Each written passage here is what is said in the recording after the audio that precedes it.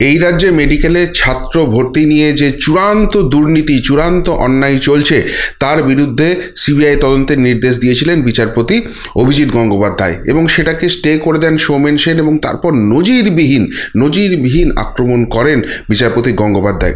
এবং সেই সবের পরিপ্রেক্ষিতেই গত শনিবার একটি স্পেশাল বেঞ্চ সুপ্রিম কোর্টে বসানো হয়। আপনারা জানেন, প্রধান বিচারপতি ডিওয়াই চন্দ্রচূড়ের নেতৃত্বে সেই বেঞ্চ বসেছিল আর উঠেছিল।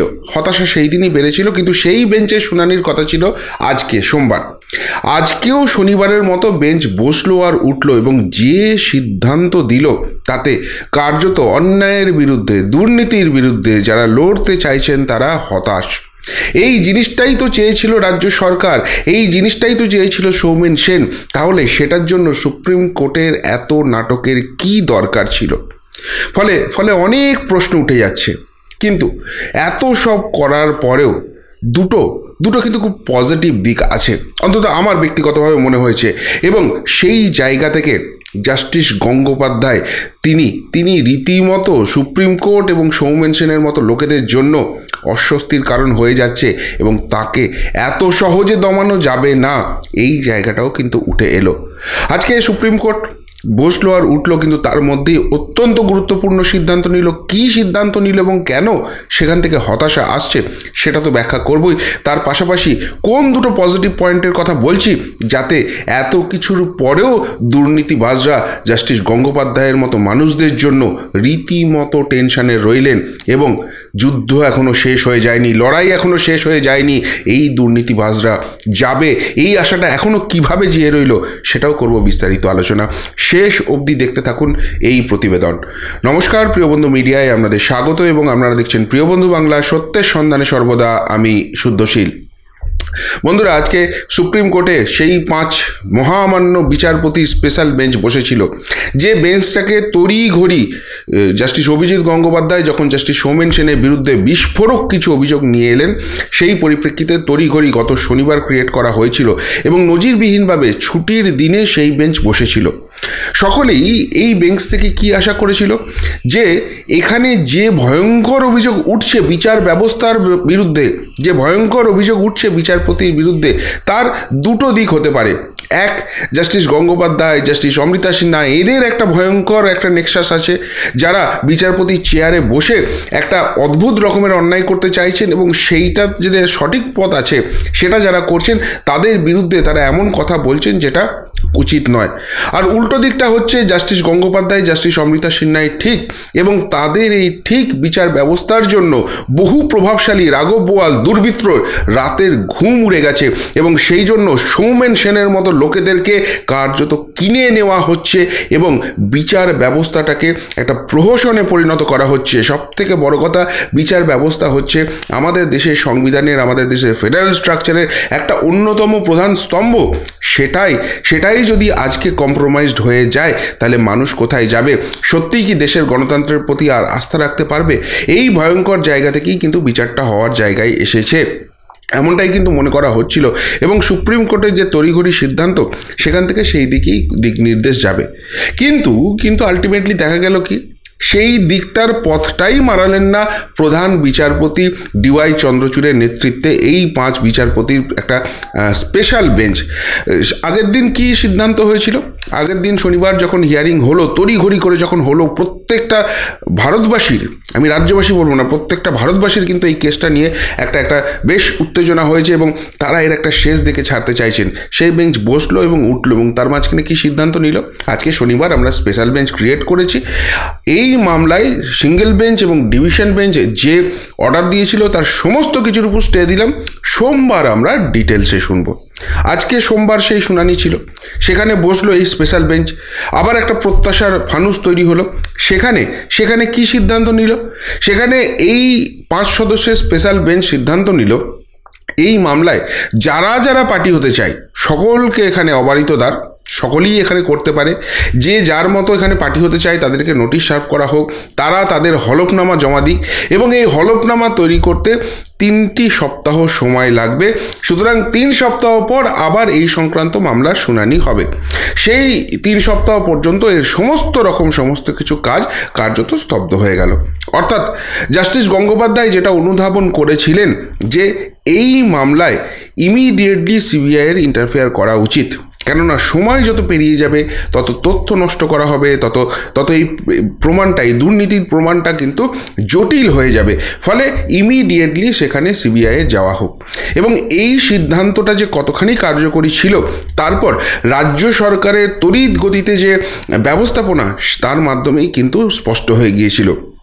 যে মুহূর্তে রায়টা হলো, সেই রায়ের কপি হাতে পাওয়ার আগেই যেভাবে আমরা স্কুলে এক ক্লাসরুম থেকে আরেক ক্লাসরুমে যাই, সেইভাবে ডিভিশন বেঞ্চে সৌমেন সেনের বেঞ্চে চলে গেল, এবং তিনিও কোনো মামলা, কোনো ম্যাটার কোনোভাবে শুনলেন না, তিনি মৌখিক স্টে দিয়ে দিলেন, এবং তার কোনো প্রমাণও, লাইভ স্ট্রিমিংয়ের প্রমাণও দেখানো গেল না। কিন্তু রাজ্য সরকার এই জায়গাটাই হোল্ড করতে চাইছিল, এটাতে স্টে চাইছিল। তার কারণটা কি? তার কারণ এখানে সিবিআই ঢুকলে রাজ্য সরকারের অনেক অনেক অনেক দুর্নীতির ফাঁক বেরিয়ে আসবে। সবথেকে বড় কথা, মেডিকেল খুব সেন্সিবল জায়গা। যদি ভুয়ো ডাক্তার তৈরি হয়, যাদের ডাক্তারি পড়ার কোনো যোগ্যতা নেই, সেই আসনগুলোকে অবধি মোটা টাকার বিনিময়ে কিংবা কোনো নেতামন্ত্রীর ছেলেকে অন্যায়ভাবে কাস্ট সার্টিফিকেট তৈরি করে তাদেরকে পড়ানো হয়, তাহলে মানুষের তো জীবন সংশয়ের জায়গায় আসবে। এই ভয়ঙ্কর অমানবিক দুর্নীতির কোনো রকম কোনো রেহাই নেই, কিন্তু সেই জায়গাটাই ধরার জন্য সিবিআই তদন্তের দরকার ছিল। দ্বিতীয়ত, এখানে কত টাকার খেলা হয়েছে, এই রাজ্যের স্বাস্থ্য দপ্তরের সঙ্গে জড়িত, তাহলে স্বাস্থ্যমন্ত্রী কি এর আওতার বাইরে থাকবেন? সিবিআই তদন্ত হলে কি এবার এর নির্দেশিকা সরাসরি স্বাস্থ্যমন্ত্রীর দিকে যাবে? স্বাস্থ্যমন্ত্রী আবার বকলমে মুখ্যমন্ত্রী। তাহলে এই রাজ্যের মুখ্যমন্ত্রী, এই রাজ্যের স্বাস্থ্যমন্ত্রী, তার ডিপার্টমেন্টে এই রকম ভয়ঙ্কর দুর্নীতি হচ্ছে, এই সিবিআই তদন্ত করলে কেঁচো খুঁড়তে কেউটে বেরোতে তাকে তদন্তের মুখোমুখি হতে হবে, এবং তাকে একবার তদন্তের মুখোমুখি হলে এখানে যদি দোষ প্রমাণিত হয় তাকে গ্রেপ্তার হতে হবে। এই সম্ভাবনাটা উজ্জ্বল হতেই কি রাজ্য সরকারের এত সক্রিয়তা, অতি সক্রিয়তা? এবার সুপ্রিম কোর্ট কি করলো? যে রায়টা সৌমেন সেন দিয়েছিল, সেই রায়টাকেই কার্যত এক্সটেন্ডেড করে দিল। শনিবার সিদ্ধান্ত হলো। সৌমেন সেন কি সিদ্ধান্ত দিয়েছিল? যেটা স্টে হবে, সিবিআই এখন তদন্ত করতে পারবে না। এরা শনিবার স্পেশাল বেঞ্চ বসালো, বসিয়ে কি সিদ্ধান্ত নিল? যে সব রায়ের উপর স্টে। তার মানে কি, সিবিআই তদন্তটা তো শুরু হচ্ছে না, আরও 2 দিন সময় পেয়ে গেল। এবং তারপর আজকে বসে নাটক করে সিদ্ধান্ত নিল যে 3 সপ্তাহ অবধি হলফনামা তৈরি করবে, অর্থাৎ সিবিআই তদন্ত হচ্ছে না।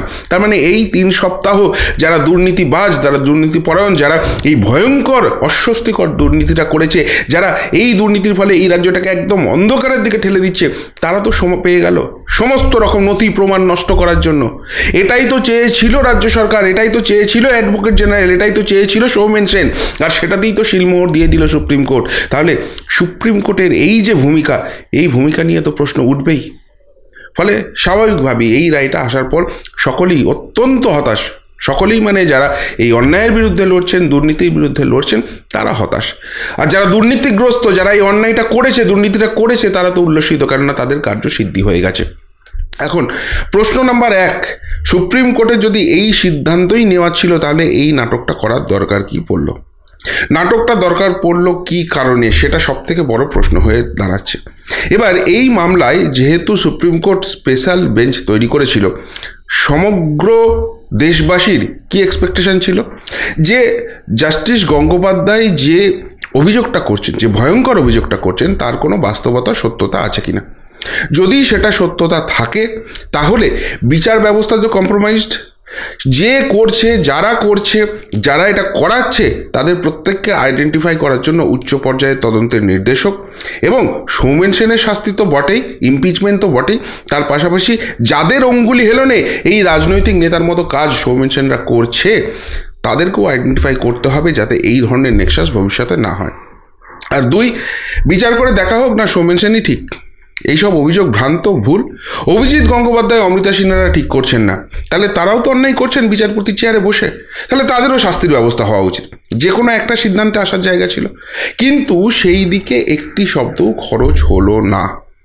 সেই দিয়ে সুপ্রিম কোর্ট একটা কথাও বলল না আর এটাই কিন্তু এই মামলার সবথেকে পজিটিভ পয়েন্ট। কেন পজিটিভ পয়েন্ট? এক, যদি অভিজিৎ গাঙ্গুলি বা অমৃতা সিনহা মাননীয় বিচারপতিরা ভুল হতেন এবং এই ভয়ঙ্কর অভিযোগটা অসত্য হতো, মিথ্যা হতো, সৌমেন সেনরা ডেটল জলে ধোয়া তুলসী পাতা হতো, তাহলে সুপ্রিম কোর্ট কিন্তু জাস্টিস গঙ্গোপাধ্যায় বা জাস্টিস অমৃতা সিনহাকে ছিঁড়ে খেয়ে ফেলতো। কেননা অনেকেই স্পেকুলেট করছিলেন এবং সংবাদ মাধ্যম জগৎ, আইনজীবী, বিচারপতি, প্রাক্তন বিচারপতি, তারা অনেকে বলছিলেন যে এই অভিযোগ যদি ভুল প্রমাণিত হয় বা ভুল প্রমাণ করার সামান্যতম জায়গা থাকে, জাস্টিস অমৃতা সিনহা এবং জাস্টিস অভিজিৎ গাঙ্গুলির কার্যত ওটা তাদের কার্যকালের শেষ দিন হবে এবং তারপর কি ভয়ঙ্কর পরিণতি হবে, কোন বিচার ব্যবস্থার কোন গভীর জায়গায় তাদেরকে যুক্ত হয়ে যেতে হবে চিন্তারও বাইরে এবং একটা ভয়ঙ্কর শাস্তির জন্য তারা তৈরি থাকতে পারেন। সুপ্রিম কোর্ট কিন্তু সেই নিয়ে কোনো সিদ্ধান্ত নিতে পারল না বা সেই নিয়ে সিদ্ধান্ত নিল না, একটা কথাও বলল না। এখানেই সব থেকে বড় জায়গাটা হচ্ছে, তার মানে জাস্টিস গঙ্গোপাধ্যায় এবং জাস্টিস অমৃতা সিনহার যে অভিযোগ, সেই অভিযোগের সত্যতা আছে এবং সুপ্রিম কোর্টও খুব ভালো করে জানে এই জায়গাটায় যদি এদেরকে চেপে ধরতে যায়, এদেরকে চাপা দিতে চায়, তাহলে কেঁচো খুঁড়তে খুঁড়তে অজগর বেরোবে এবং সেই নেক্সাস যেটা মনে করা হচ্ছে একদম উপরিমহলের আশীর্বাদ আছে বলে সৌমেন সেনরা এই ধরনের বারবারন্ত করতে পারে, সেটিংটা আসলে ওই তার বসদের মাথায় হয়ে গেছে, তাদের কাছ থেকে এদের কাছে ইনপুটটা আসছে, সেইটা পুরোপুরি সামনে চলে আসবে, সেই জায়গা থেকেই সেই ভয়টা খেতে কি শুরু করেছে। এটা হচ্ছে পজিটিভ পয়েন্ট 1 আমার জন্য। আজকে আমরা দেখলাম যে আপনারা জানেন রাজ্য সরকারের হয়ে কপিল সিব্বল দাঁড়িয়েছিলেন, অভিষেক ব্যানার্জির হয়ে অভিষেক মনু সিংভি দাঁড়িয়েছিলেন। এই মামলা তো হচ্ছে সৌমেন সেন বনাম জাস্টিস অভিজিৎ গঙ্গোপাধ্যায়ের লড়াই। সেই জায়গায় রাজ্য সরকার কোথা থেকে আসে, সেই জায়গা থেকে অভিষেক ব্যানার্জি কোথা থেকে আসে, কিন্তু যেভাবে মরিয়াভাবে ছুটে গেল, তার মানে তারাও কি এই প্রসেসের মধ্যে যুক্ত? তারা জানে যে এই প্রসেস যদি সত্যিই জাস্টিস গাঙ্গুলির রায়টা থেকে যায়, তাহলে তাদের কাজ অবধি পৌঁছবে এবং তাদের জিনা হারাম হয়ে যাবে, এবং সেই জন্য এত মরিয়া তৎপরতা তাদের মধ্যে। এইটা একটা কিন্তু বড় জায়গা রয়েছে। এবং যদি সেটা সত্যিই হয়, জাস্টিস গাঙ্গুলি তো চাকে ঢিলটা মেরেছেন। আজকে সুপ্রিম কোর্ট কি কথা বলল? সুপ্রিম কোর্ট বলল যে এই নিয়ে কপিল সিব্বল কিন্তু অভিযোগ করেছিল যে প্রত্যেকটা মামলায় যেখানে জাস্টিস গাঙ্গুলির বলার কথা নয় তিনি কমেন্ট করছেন, সুতরাং এই প্রবণতা দরকার আছে। ডিওয়াই চন্দ্রচূড় সেখানে বললেন, সুপ্রিম কোর্টের প্রধান বিচারপতি, যে এই ব্যাপারে হাইকোর্টের যিনি প্রধান বিচারপতি আছে তিনি সিদ্ধান্ত নেবেন। এই ব্যাপারে আমরা কিছু বলবো না, তিনি সিদ্ধান্ত নেবেন কে কোন মামলা শুনবে, কে কি বলবে না বলবে, ওই ব্যাপারটা হাইকোর্টের প্রধান বিচারপতি বলবেন। অর্থাৎ জাস্টিস গাঙ্গুলি কিন্তু কোথাও গিয়ে ঠিক, এবং সেই জায়গাটায় তাকে ঘাঁটানোর সাহস অবধি করলেন না স্বয়ং সুপ্রিম কোর্টের প্রধান বিচারপতি। যখন কপিল সিব্বল এত কথা বলছে, তখন প্রধান বিচারপতি তো বলতে পারতেন যে ঠিক আছে 3 সপ্তাহ বাদেই আমি হিয়ারিং করছি, কিন্তু সেখানেও এই ম্যাটারটা আমি হিয়ার করব। তিনি পুরোপুরি এটাকে নেগলেক্ট করলেন, বললেন এই ব্যাপারে কলকাতা হাইকোর্টের প্রধান বিচারপতি শুনবেন। অর্থাৎ জাস্টিস গাঙ্গুলি কিন্তু ভুল অভিযোগ করেননি। এবার দ্বিতীয় পজিটিভ পয়েন্টটা কি? দ্বিতীয় পজিটিভ পয়েন্টটা হচ্ছে সুপ্রিম কোর্টের প্রধান বিচারপতি যিনি, সেই ডিওয়াই চন্দ্রচূড়ের তড়িঘড়ি এই স্পেশাল বেঞ্চ তৈরি করা এবং এটার মধ্যে ইনভলভ হওয়া, হাইকোর্টের হাত থেকে সমস্ত মামলা তুলে নেওয়া এবং নিজেরা সেই মামলাটা কার্যত নতুন করে শুরু করা। এটা হচ্ছে সেকেন্ড পজিটিভ পয়েন্ট। কেন সেকেন্ড পজিটিভ পয়েন্ট বলছে এই জায়গাটাকে? আপনারা তো বলবেন যে আমিই বললাম যে 3 সপ্তাহের একটা সময় পেয়ে গেল নথি তথ্য প্রমাণ নষ্ট করার জন্য। না, ওইভাবে ব্যাপারটাকে দেখবেন না। দেখুন, এখানে একটা ভয়ঙ্কর দুর্নীতি হয়েছে এবং দুর্নীতিটা রন্ধ্রে রন্ধ্রে ঢুকে গেছে। এই কথা তো অস্বীকার করার জায়গা নেই, এই কথাটা সকলেই বুঝতে পারছে। এবং এতদিন যেটা Justice Ganguly, Justice Amrita Sinha, Justice Kaushik Chandra, Justice Rajasekhar Manta, Justice Joy সেনগুপ্তর মতো মানুষগুলো করছিলেন, সেইটাকে সৌমেন সেনের মতো লোকেদের দিয়ে, ওই প্রভাবশালীরা, ওই দুর্বৃত্তরা সৌমেন সেনের মতো লোকেদের কিনে নিয়ে সেটাকে ধামাচাপা দেওয়ার চেষ্টা করছিল এবং সেই জন্য বাইরে বুক ফুলিয়ে বলতে পারছিল 10 পয়সার দুর্নীতিও কেউ প্রমাণ করতে পারবে না, কেননা পুরোটা একটু সেটিং আছে। সিঙ্গেল বেঞ্চ আমাকে দিক না, ডিভিশন বেঞ্চে যাবো, আমি সাথে সাথে বেকসুর খালাস হয়ে যাব, সমস্ত কিছু নষ্ট করে দেওয়া হবে, আমার বিরুদ্ধে কিছু করা যাবে না, এই কনফিডেন্সটা তাদের ছিল। কিন্তু সুপ্রিম কোর্ট নিজে থেকে যখন তড়িঘড়ি এখানে ঢুকলো এবং এই স্পেশাল বেঞ্চ বানালো, তার থেকে একটা জিনিস প্রমাণ হয়ে গেছে যে যতই সৌমেন সেনের মতো লোকগুলো মাঝখানে থাকুক, তারা এই বিচার প্রক্রিয়াটাকে আটকাতে পারবে না, এই দোষীদের দোষী সাব্যস্ত হওয়া তারা আটকাতে পারবে না, এবং সেই জন্য সেটা সৌমেন সেনের মতো লোকেদের এখতিয়ারের বাইরে চলে যাচ্ছে। তারা আর এই ব্যাপারটাকে হ্যান্ডেল করতে পারছে না। দুর্নীতির প্রমাণ এতটাই বেশি এবং সেই পরিমাণ তথ্য এই তদন্তকারী সংস্থারা তুলে নিয়ে এসেছে যাতে সৌমেন সেনের মতো লোকেদের দিয়েও কিন্তু আর এই জিনিসটাকে আটকানো সম্ভব নয়। তাই আরও বড় মাথার দরকার। আর তাই সেই জন্যই কি এই ধরনের স্পেশাল বেঞ্চ তৈরি করে তড়িঘড়ি হিয়ারিং করা হলো। তড়িঘড়ি যখন হিয়ারিং করা হলো, সকলের তো এক্সপেকটেশন যে এই এত বড় ম্যাটার যেটা ভারতীয় বিচার ব্যবস্থা নিয়ে প্রশ্ন তুলে দিচ্ছে, সেই নিয়ে এটা নিয়ে হবে। ছুটির দিনে নজিরবিহীনভাবে ঐতিহাসিকভাবে বসাচ্ছেন, আর সেখানে নাটক হচ্ছে যে শোনানো হবে এই মেডিকেলে সিবিআই হবে কি হবে না। অদ্ভুত ব্যাপার। কিন্তু এই যে সুপ্রিম কোর্টের ইনভলভমেন্ট, তার মানে সৌমেন সেনদের দিয়েও আর এই জিনিসটাকে ধামা চাপা দেওয়া যাবে না। এর থেকেও বড় মাথা দরকার, এবং সেই জন্যই সেই স্পেশাল বেঞ্চ বসলো। সেই প্রশ্নটা কিন্তু জল করে উঠতে শুরু করেছে। এবার আপনারা বলবেন সামগ্রিকভাবে হতাশা আসছে, কেননা এই সিঙ্গেল বেঞ্চে হলো, ডিভিশন বেঞ্চে হলো, এবার সুপ্রিম কোর্টে গিয়েও তো সেই আলটিমেটলি যদি সেখানেও সেটিং হয়ে থাকে তাহলে তার কিছু করার নেই। কোনো মতেই এখানে আমরা বিচার পাবো না। তাই কি হয়? যুগে যুগে বারে বারে এই চেষ্টা হয়েছে, দুর্নীতিবাজরা, অন্যায়বাজরা তারা টাকা দিয়ে সমস্ত কিছুটাকে কিনে নেওয়ার চেষ্টা করেছে, কিন্তু তাহলেও তো আজকে তারা অক্ষয় অমর হয়ে থাকতো, তাদেরই প্রতিনিধিত্ব চলতো। কিন্তু হয়েছে কি, যুগে যুগে বারে বারে প্রমাণ হয়েছে যে সত্যের লড়াই, অন্যায়ের বিরুদ্ধে ন্যায়ের এই লড়াই দীর্ঘ হয়েছে, কঠিন হয়েছে, কিন্তু দিনের শেষে জয়ী হয়েছে সেই সত্য, সেই ন্যায়, সেই শুভ শক্তি। অশুভ শক্তির বিনাশ হয়েছেই।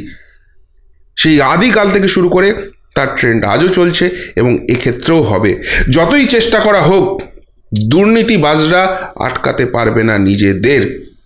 কেননা যে নথি, যে তথ্য, যে প্রমাণ আছে, সেগুলোকে একদম হুটআউট করে উড়িয়ে দিয়ে বলবে যে এরা সব একদম নির্জলা, নির্ভেজাল সৎ মানুষ, কোনো দুর্নীতি করেনি। তাই কি হয়? সেই জন্য এই তদন্ত এত ইম্পর্টেন্ট এবং তাকে আটকানোর এত মরিয়া প্রয়াস। হ্যাঁ, সময় লাগবে। এত বড় নেক্সাস চালাচ্ছে, এত বড় টাকার খেলা চলছে, কিন্তু জিনিস যে এই অন্যায়কারীদের বিরুদ্ধে, এই দোষীদের বিরুদ্ধে ক্রমশ স্ট্রং হচ্ছে, এই পুরো ঘটনা কিন্তু তারই প্রমাণ। ফলে সামগ্রিকভাবে সুপ্রিম কোর্টের সিদ্ধান্তে হতাশ হলেও এই দুটো পজিটিভ পয়েন্ট কিন্তু আমাকে নতুন করে মনোবল দিচ্ছে। আপনারা কি ভাবছেন? সত্যিই কি এখান থেকে পজিটিভ নেওয়ার আছে? সত্যিই কি জাস্টিস গাঙ্গুলিরা শেষ পর্যন্ত জাস্টিস করতে পারবেন?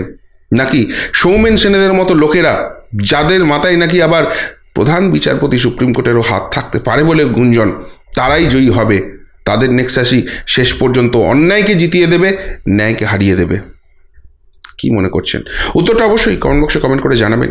এখনকার মতো এখানেই শেষ করলাম। ফেরত আসছি নতুন প্রতিবেদন নিয়ে খুব তাড়াতাড়ি। ভালো থাকবেন, সাথে থাকবেন, পাশে থাকবেন। নমস্কার।